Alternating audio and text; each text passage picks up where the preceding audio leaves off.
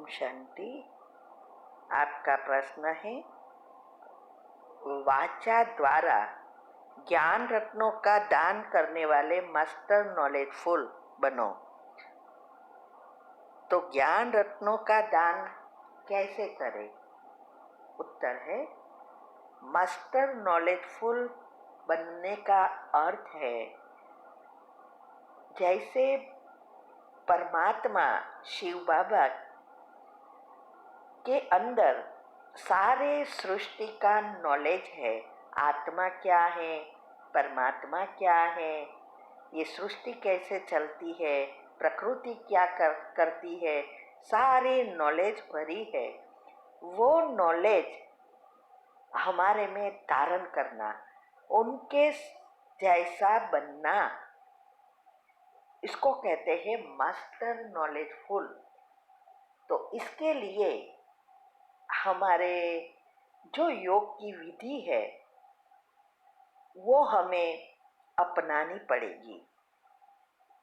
ज्ञान को प्रैक्टिकल जीवन में लाना है, स्वरूप बनना है। ये मुरली रोज सब सुनते हैं, फिर भी नंबरवार हो जाते हैं। क्यों? क्योंकि धारणा करने में नंबरवार है।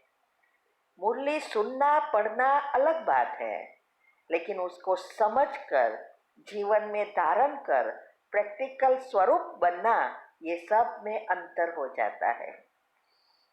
इसीलिए मुरली जब भी हम सुनते हैं, पढ़ते हैं, उसके एक एक पॉइंट में को समझना है, क्योंकि हर लाइन में, हर पॉइंट में राज समाये हुए हैं। जब तक हम राज को नहीं समझते तब तक हमें ईश्वरीय नशा नहीं चढ़ता। बोरिंग हो जाएंगे थोड़े समय में, क्योंकि अभी हमारे सातों चक्र नेगेटिव बातों से भरपूर है, नेगेटिव एनर्जी है, और विश्व में भी हमारे आसपास भी सारी नेगेटिव एनर्जी है।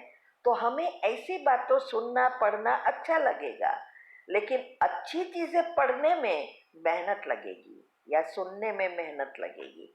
ये 5 इंद्रियां है, वो को परिवर्तन करना, ये है पुरुषार्थ। तो इसके लिए कई बार शिव बाबा ने कहा कि जैसे शराबी अगर शराब की बोतल अलमारी में रखकर रोज खुश होता रहे तो क्या नशा चढ़ेगा? नहीं ना। इसको पीना पड़ेगा, तब वो दुनिया की सुध बुध भूल जाता है, नशा चढ़ जाता है। ऐसे ही मुरली में सब आता है, वरदान आता है, स्लोगन आता है, धारणा के पॉइंट्स आते हैं, और सारी मुरली में कई सारे राज आते हैं। लेकिन हमने तो मुरली सुन ली, हमने पढ़ ली, आज बहुत अच्छी थी, लेकिन धारण कितना किया?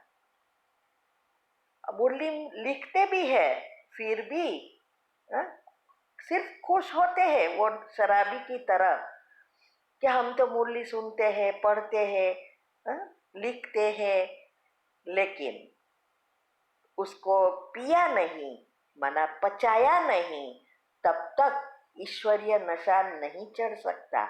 और जब ईश्वरीय नशा चढ़ता है तब इस दुनिया की सुध बुध भूल जाते हैं। तब हमारा पुरुषार्थ नहीं रहता, तीव्र पुरुषार्थ बन जाता है। तो जब हम मनन मंथन करते हैं तो हम व्यर्थ से मुक्त हो जाएंगे, सारे गुण इमर्ज हो जाते हैं, हमारे सारे चक्र पॉजिटिव बनते जाएंगे, बुद्धि शुद्ध पवित्र बन जाएगी। तो अंदर जो अचेतन मन और सुपर मन में जो सारी बातें भरी है वो सब बाहर आना शुरू हो जाती है।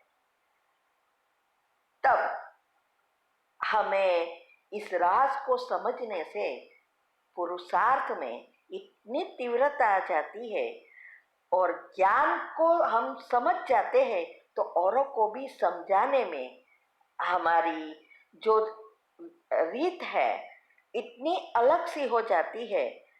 जैसे कई बार आप देखेंगे कईयों के क्लास अच्छा लगता है सुनना और कईयों के क्लास नहीं अच्छा लगता। इवन सेंटर पे भी जाओ, कईयों मुरली सिर्फ सुनकर पढ़कर सुनाते हैं, लेकिन कई ऐसे हैं जो मुरली के एक एक पॉइंट को समझाते हैं।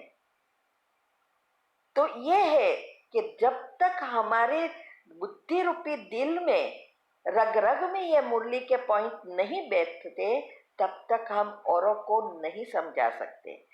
इसीलिए आज कितना अच्छी रीति कहा कि ये ज्ञान रत्नों का दान करने के लिए पहले मास्टर नॉलेजफुल बनना पड़ेगा, इस ज्ञान को धारण करना पड़ेगा, तब हम दूसरों को दे सकेंगे।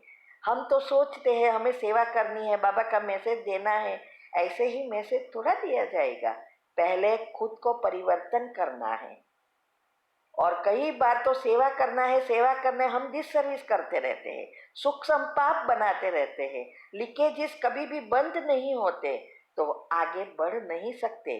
इसीलिए जो ये पुरुषार्थ करता है उसकी एक एक शब्द की वैल्यू होती है, उसके एक एक वचन सुनने के लिए लोग प्यासे होते हैं कि इसका क्लास सुनेंगे तो बहुत अच्छा जीवन में धारण कर सकेंगे। अभी इसके लिए भी हमें परख शक्ति चाहिए कि कौन से क्लास, कौन सी बातों में राज समाया है, किससे हमारा पुरुषार्थ बढ़ेगा, या फिर ऐसे ही सब सुनते रहो, कहाँ के भी नहीं रहोगे। आपको पहले तो परख शक्ति द्वारा चॉइस करनी है कि कौन किस में सारी बातें आती है जिससे हम आगे बढ़ते हैं, और एक को पकड़ना है, उसकी सारी बातें जीवन में अमल में लाना है। इसीलिए आज कहा कि हम उसकी एक एक बात में कुछ सार होगा, सेंस होगी, ऐसे ही बोलते नहीं रहेंगे। कई तो घर में भी बोलते रहते हैं बाबा की बातें सुनाना है ना, और घर वाले भी फिर इतने चिड़चिड़े हो जाते हैं तो मुरली सुनना तो क्या, हमको भी नहीं सुनने देते।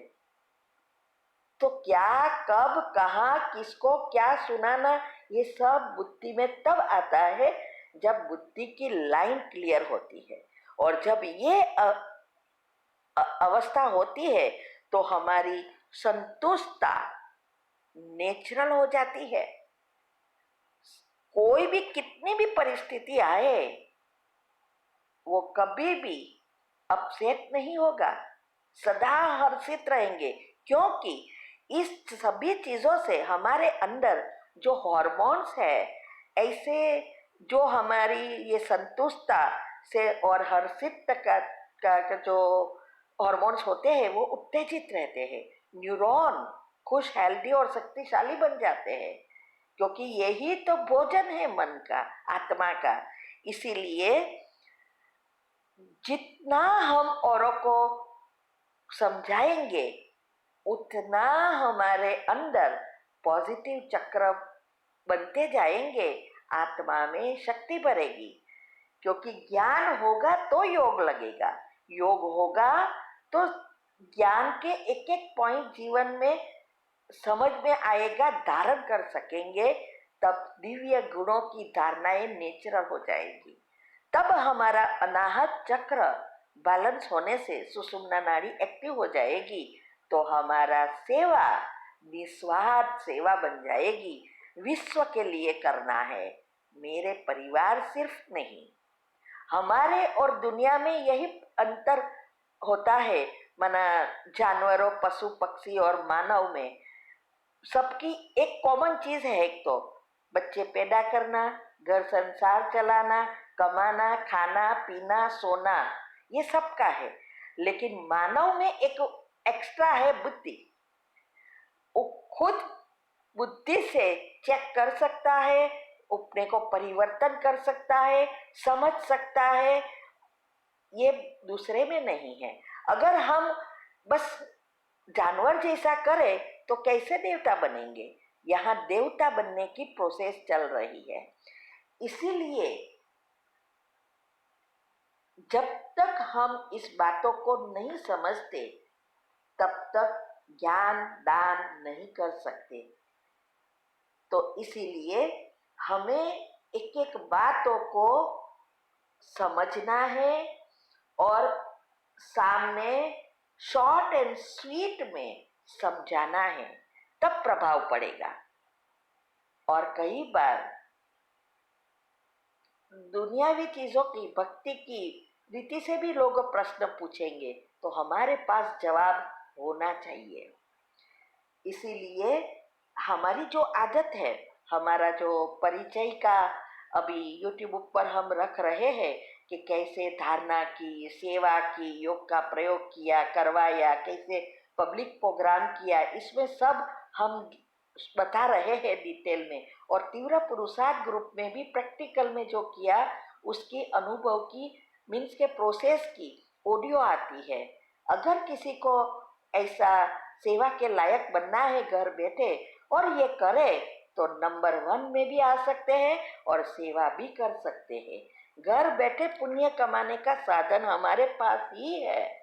इसीलिए उसमें हमने बताया है कि जब हम पहली बार आबू गए, तब दूसरे को मैंने सुना कि उसको साक्षात्कार हुआ, अनुभव हुआ भगवान का, और उसमें हमने जो विधि बताई कि क्या करना चाहिए, उसमें पहली विधि यही थी, रोज मुरली से 5 पॉइंट निकाल कर उसका मनन चिंतन कर, मंथन करना। ना समझ में आए तो पूछना। ये 5 पॉइंट जो समझने की विधि और कई चीजें हैं जो हम रोज करते हैं, और इसकी वजह से आज सब कुछ नेचुरल हो जाता है।